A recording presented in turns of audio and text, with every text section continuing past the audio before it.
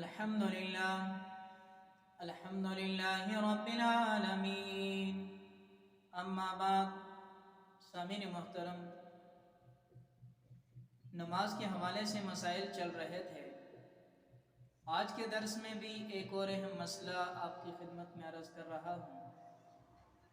سائل یہ سوال کر رہا ہے کہ ایک شخص ایسا ہے جس کے ہاں ملازمت کر رہے ہیں، کام کر رہے ہیں، اور وہ اپنے ملازموں کو فرض نماز کی اجازت نہیں دے رہا۔